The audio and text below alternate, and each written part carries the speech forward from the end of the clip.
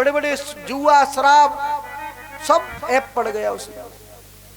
माथे पर काली पट्टी बांधता और सीधे रात्रि में चोरी करने के लिए चला जाता।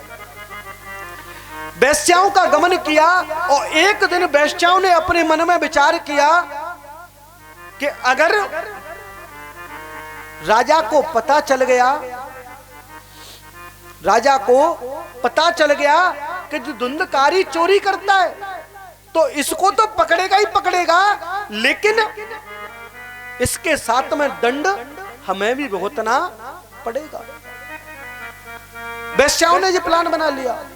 धुंधकारी आया चोरी करके और कटिया पर जैसे ही लेटा और वेश्याओं ने रस्सी से बांधना प्रारंभ कर दिया।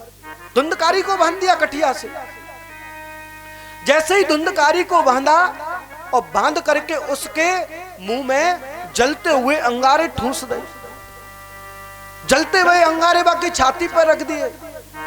नेक देर में ही प्राण निकल गए। जैसे ही प्राण निकले तो धुंधकारी प्रे आत्मा बन गया। प्रे आत्मा बन गया। जैसे ही प्रे आत्मा बना,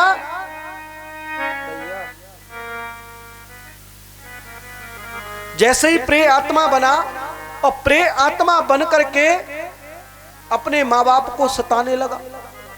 जैसे ही अपने माँ बाप को सताने लगा और गोकर्ण जी महाराज को पता चला कि मेरा भाई धुंधकारी जो है उसको वेश्याओं ने मार दिया है। जैसे ही वेश्याओं ने मारा, इतना पता चला और गोकर्ण जी महाराज ने गया में जाकर के 100 श्राद्ध कर दिए। कितने श्राद्ध किए? 100 श्राद्ध। 100 श्राद्ध करने के बाद भी पुत्र धुंधकारी को प्रे आत्मा से मुक्ति नहीं मिली। प्रे आत्मा से मुक्ति नहीं मिली। जब प्रे आत्मा से मुक्ति नहीं मिली तो गोकर्ण जी महाराज ने जैसे ही घर में प्रवेश किया और जैसे ही प्रवेश करते ही गोकर्ण जी महाराज के सामने एक बड़ी आकृति खड़ी हो गई। अहम भ्राता त्वदीयम अस्तु, मैं तुम्हारा भाई धुंधकारी हूं। अरे धुंधकारी, तुम अभी तक प्रेत बन करके पड़े हो, क्या बात है? तुम्हारी मोक्ष की प्राप्ति नहीं हुई? कि नहीं भैया, कि अभी तक तो मैंने गया में 100 श्राद्ध कर दिए, तब तक तुम्हारी मुक्ति नहीं हुई, क्या बात है?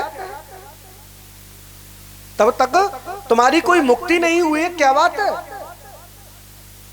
धुंधकारी ने कहा कि भैया, चाहे तुम गया में जाकर के 1000 श्राद्ध कर दो, लेकिन मेरी मुक्ति नहीं होनी। कि क्यों?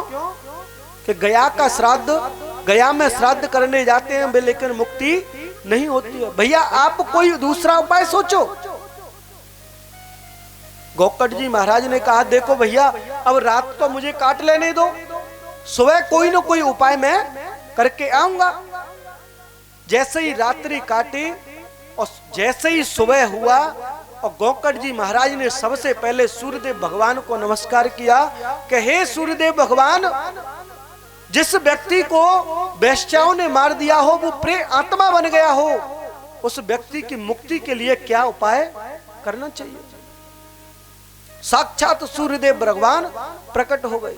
जैसे ही सूर्यदेव भगवान प्रकट हुए और प्रकट होकर के कहा कि प्रे आत्मा व्यक्ति को श्रीमद् भागवत कथा का रसपान कराना चाहिए। जब श्रीमद् भागवत कथा का रसपान कराएंगे तो प्रे आत्मा की मुक्ति अवश्य हो जाएगी। जब प्रे आत्मा की मुक्ति अवश्य हो जाएगी तो आप ऐसा ही करो। गोकर्ण जी महाराज ने कहा कि प्रभु आप ये बताओ कि श्रीमद् भागवत कथा हम कहां करें? सूर्यदेव भगवान ने कहा कि गंगा जी के तट पर जाओ और वहां अच्छा सा मंच बनाना और मंच बना करके श्री सनत कुमार जी से अपनी भागवत कथा श्रवण करना आप। कि अच्छा, कि ठीक है। गोकर्ण जी महाराज गए, बहुत अच्छा सा मंच बनवाया और मंच बना करके कहा